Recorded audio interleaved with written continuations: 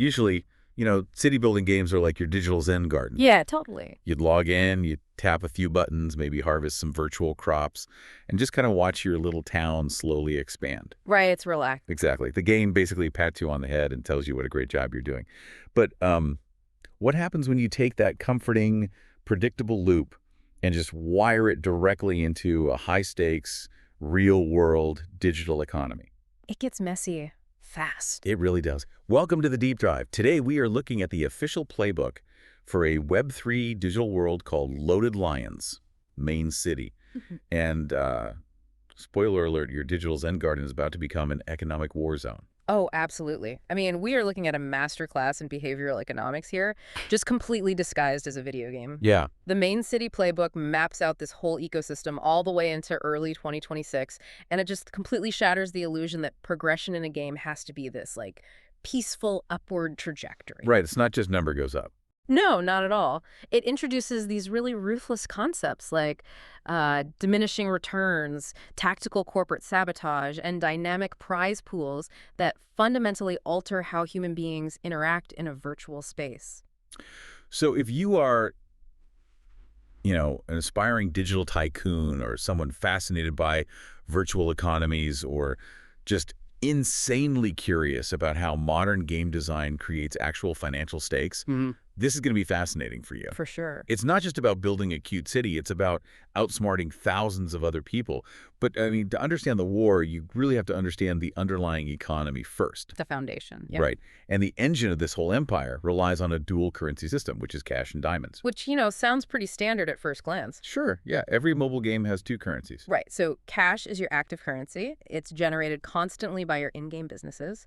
It is basically the lifeblood you use to buy upgrades and just keep your day-to-day expansion moving. Right. And then diamonds serve as the premium passive currency. You generate them from plots of land or, you can purchase them.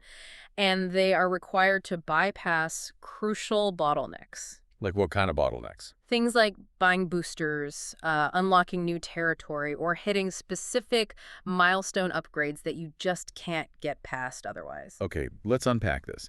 Because the sheer scale of the wealth generation outlined in the playbook is, well, it's baffling. Yeah, the math gets wild. The cash doesn't just grow, it scales exponentially.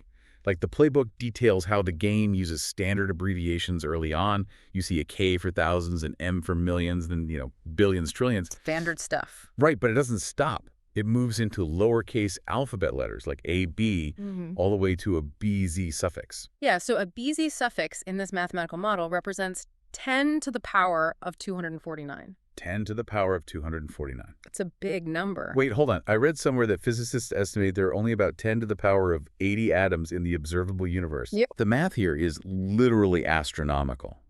I mean, if I'm a developer, why would I intentionally design an economy that inflates that aggressively?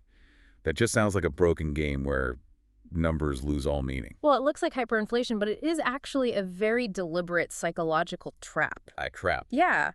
If left unchecked, that kind of exponential curve breaks an economy entirely, right? It just rewards whoever started playing first. Oh, because they just snowball forever. Exactly. So the developers use that massive number scale to create this feeling of immense momentum, only to just slam players into a brick wall. And that wall is, what does the playbook call it? The diminishing returns multiplier.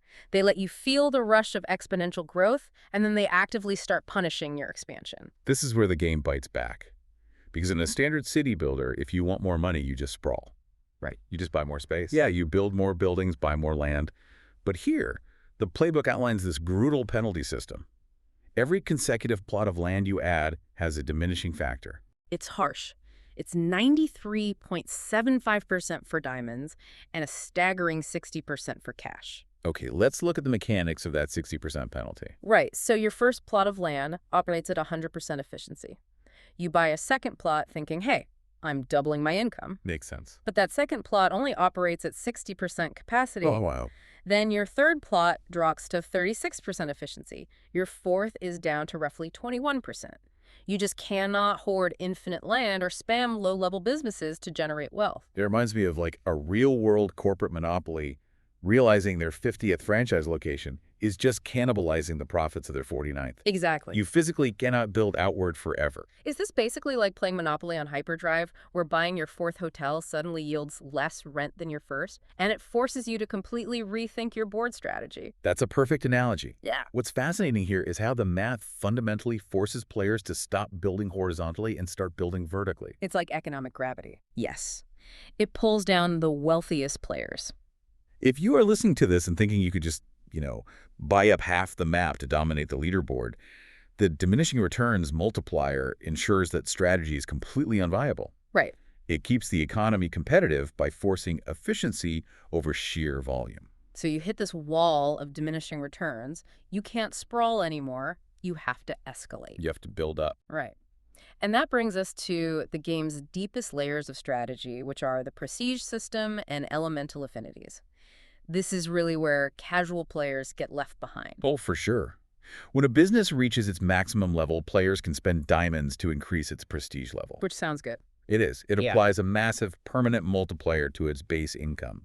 But the mechanism to achieve this is just incredibly punishing. Because upgrading prestige resets the business completely back to level 1. Yep, back to the start. So what does this all mean? Why would anyone willingly do that? Nuke your top-tier, max-level business back to the Stone Age. It's painful. It sounds like tearing down a highly profitable, mid-rise office building just so you can dig a slightly deeper foundation. The short-term loss of income must be devastating. It is a really painful drop in revenue. But if we connect this to the bigger picture, it is about sacrificing the short term for exponential long-term gain. Right. Once that foundation is rebuilt, the new skyscraper completely dwarfs the old mid-rise. However, the true genius of the prestige system actually lies in its prerequisites. Oh, right, because you can't just do it whenever you want. Exactly. You cannot simply hoard diamonds and prestige a single business to the moon in isolation. Yes, the playbook outlines some pretty intense conditions. Yeah. Like, to hit certain prestige levels, you have to hit a specific avatar level. Right. And crucially, you must already own a specific number of lower prestige businesses. The developer is basically forcing you to orchestrate this massive synchronized ecosystem. The playbook even categorizes the resulting playstyles. Like the different ways people handle this. Right. You have the planner who, meticulously optimizes every square inch of land usage. Okay. Or you have the artisan who basically ignores land expansion to focus entirely on maximizing their avatar level by perfectly decorating their in-game mansion. You have to diversify.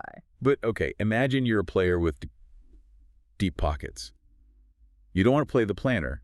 You just go to the player market and buy a massive prestige level 40 business from someone else, thinking you're going to bypass the grind entirely. I mean, you'd think that would work. Right. I assume the game would just let you do it, but the playbook details a penalty for that too. Oh yeah, they thought of that. If you try to place a high-level asset without meeting the underlying prerequisites, say, you only have the foundational requirements for a prestige level 20. Yeah. The game actively debuffs your new purchase. That massive level 40 skyscraper will temporarily be throttled, only generating the income of a level 20 business. Oh, that is brutal. It really is. So it forces you to actually put in the work to build up the rest of your empire. You can't just buy the roof, you have to build the house. Exactly. And just when you think you've planned out the perfect, fully prestige city, the game throws a geographic jigsaw puzzle at you called elemental affinities. Which is a whole other layer of stress. Players take an item called an essence, which comes in varieties like Crimson, Aurora, or Sapphire, and they imbue their neutral businesses with it. Okay. But assigning an element isn't just like a cosmetic upgrade. It creates a strict dependency on location. Right, because if you place a Lucent imbued business in the Lucent Descent region of the map, you achieve what the playbook calls hyper-affinity. Which gives a staggering 450% boost to your cash income. That's massive. But if you make a mistake or you run out of room and you place a Crimson business in a Molten Forge region, you trigger super rejection. Yep. And that literally slashes your income by 50%. Yeah. It layers spatial reasoning right on top of the economic management. You are juggling diminishing returns, multi-tiered prestige prerequisites, and now this color-coded geographic puzzle where one wrong placement cuts your revenue in half. So you spend weeks, maybe months, Yeah. building this perfectly aligned, elementally optimized, fully prestige digital utopia. A true masterpiece of efficiency. Right, it is a masterpiece. But there is a glaring flaw in this design, though. What's that? In a real economy, wealth attracts predators. How does the game account for that? Oh, wow. By allowing your neighbors to just burn your masterpiece to the ground. Naturally. This introduces the pillager playstyle, and it transitions the game from a solitary city builder into active, tactical cyber warfare. Main City introduces a fully realized player versus player sabotage mechanic. Yes. Players use abilities, which are broken down into attacks and defenses. Now, earlier we mentioned this is a Web3 game. And the playbook notes that these abilities are influenced by holding specific NFTs, like tactical gear and Dark Lions.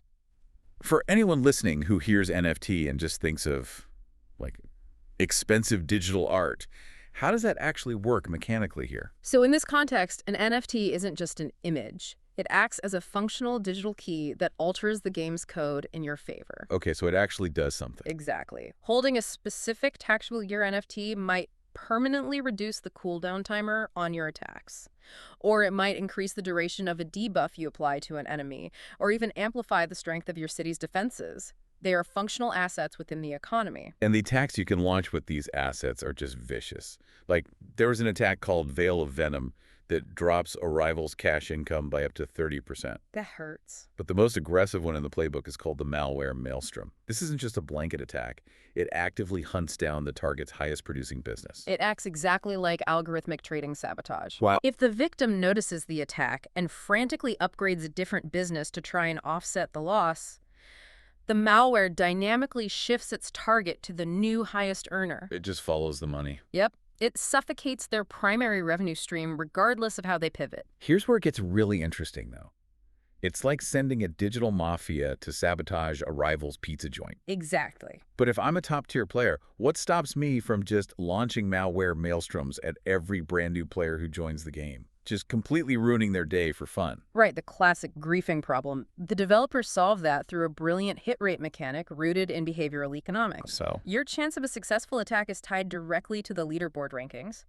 So if you target a new player who is, say, 101 ranks away from you, your hit rate drops to a microscopic 0.01%. oh wow. It is functionally a guaranteed miss. But if you attack someone who is right next to you on the leaderboard, say, 1 to 3 ranks away, your hit rate leaps up to 95%. It literally enforces the idea of keeping your friends close and your enemies closer. That is so smart. It really forces competition to be highly localized. You cannot punch down and you cannot punch too far up. You are locked in this perpetual bloodbath with your direct peers. And the incentive to attack is massive, right? Huge. A successful strike doesn't just debuff the defender. The attacker actually steals a percentage of the defender's net effect bonus. Oh man, so you are literally siphoning their optimized wealth directly into your own pockets. Yes. Which obviously means players have to invest heavily in defenses utilizing abilities with names like Gigabyte Guardian or the Gale of Safety. You have to protect yourself. But from an economic standpoint, does activating a defense mean you're just sitting there losing out on resources out of pure paranoia, like waiting for an attack that might never come? Well, in most games, yes, a defense is just a sunk cost. But Main City uses a deterrence theory model. Okay, what does that mean in-game? If you activate a defense and it remains untriggered, meaning no one attacks you while it's active, that defense actually generates a 20% passive income bonus based on its defensive role. Wait, really? Yeah. That completely flips the psychology of the game. It really does. It transforms a defensive sinkhole into an economic asset. Yeah. It actively rewards defensive posturing even during peacetime. Right. It is the economic equivalent of nuclear deterrence. Like, you build the silo hoping you never have to launch, but the silo itself generates power for the city. That's a great way to look at it. Every decision, whether to attack, defend, or upgrade, has a layered economic consequence. It's a web. Yeah.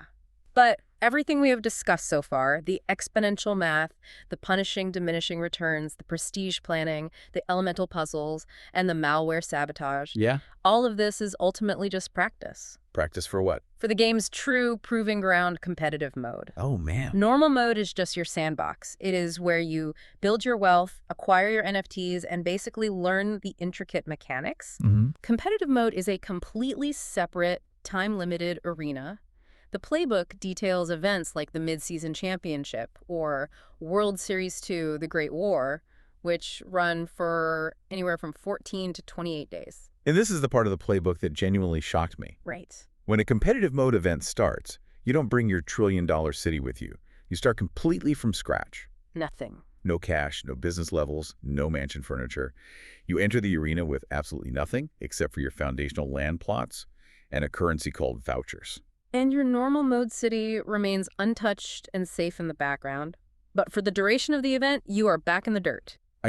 Why would any player who spent months navigating diminishing returns and fending off malware attacks willingly subject themselves to starting from zero for a 14-day bloodbath? This raises an important question about player motivation, right? Yeah, definitely. You do it for the stakes. Normal mode is safe wealth accumulation. Competitive mode is high-stakes esports. The prize pools for these events are massive. How massive? Well, they are dynamically funded by the economy itself. A percentage of all the diamonds players spend during the event gets injected directly into the prize pool. The numbers in the playbook are staggering. These pools routinely start at $50,000, $80,000, and the World Series 2 event started with a prize pool of over $250,000 worth of CRO cryptocurrency. Yeah, serious money. Now, for the listener who isn't deep into Web3, CRO is a real, tradable digital asset. This isn't monopoly money. This is real value. Exactly. And the bridge between the game and that real-world value is the voucher system. Okay, right. Vouchers are the absolute hardest currency to obtain. You earn them by dominating in competitive mode. And what do? You can use them to buy exclusive in-game assets, or, because it is on-chain, you can actually extract them. Meaning you literally move the value out of the game's ecosystem into a decentralized digital wallet that you control. Yep. You can sell it, trade it, or hold it. The stakes are undeniably real. Very real. But with $250,000 on the line, how does the game determine who wins? I'd assume whoever has the highest income at the very last second of the 28th day takes the crown. That is how a traditional game would handle it, yeah. Right. Which just leads to players hiding their assets and making one massive push in the final hour. But Main City eliminates that entirely by utilizing a power score system powered by random snapshots. The game takes random snapshots of every player's income every 10 minutes throughout the entire duration of the event. Yes. Think about the psychological toll of that mechanic. It's stressful. That 10-minute snapshot rule completely destroys the concept of sleeping on a lead. Oh, I see. Imagine you optimize your city, you build a massive lead on the leaderboard, and you finally go to sleep. Because you're human and you need sleep. Right. But while you are offline, a rival who is 2 ranks away from you launches a malware maelstrom. And your primary income gets slashed. And because you are asleep, you can't activate a defense or pivot your resources. Exactly. And for the next 8 hours, every single 10-minute snapshot captures that tanked income. Ouch. Your power score just plummets. You cannot coast. You have to be paranoid, adaptive, and cutthroat for every single minute of a 336-hour event. It requires an agonizing level of constant vigilance. It does. It sounds absolutely exhausting. It's a perpetual pressure cooker. It is, but it's brilliant. So normal mode feeds your knowledge and your baseline assets. You leverage those in competitive mode to survive the 10-minute snapshots and earn vouchers. Yes. You then extract those vouchers as real-world value or inject them back into normal mode to make yourself even stronger for the next tournament. It is a perfect closed-loop engine of economic strategy. Wow. It is a phenomenal demonstration of how complex virtual systems have become. I mean, players aren't just engaging with a user interface anymore. No, not at all. They are managing a living, breathing economy that's subject to inflation, sabotage, and intense peer-to-peer competition. It demands analytical rigor, resource allocation, risk management, and a deep understanding of competitive psychology. Okay, so let's step back and look at the journey we've just taken through the Main City playbook. Let's do it. We started with the basic math of cash and diamonds, only to realize the math scales to the atomic limits of the universe. Literally. We navigated the punishing reality of diminishing returns, forcing us to build vertical empires instead of horizontal monopolies. Right.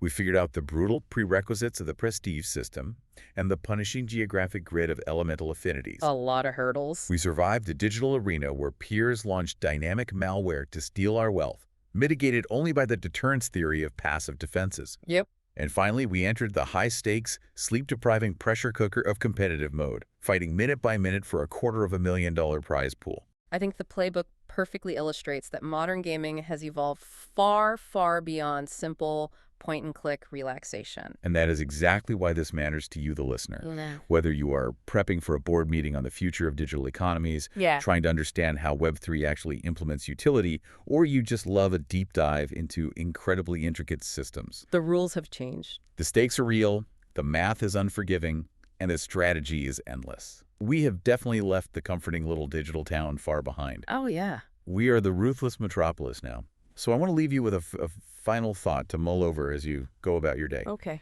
If a virtual city's economy is now so complex that it requires managing diminishing marginal utility, engaging in algorithmic corporate sabotage against your direct peers, and calculating multi-tiered structural prerequisites just to stay afloat, at what point does being a successful gamer require the exact same skill set as being a ruthless, real-world corporate CEO?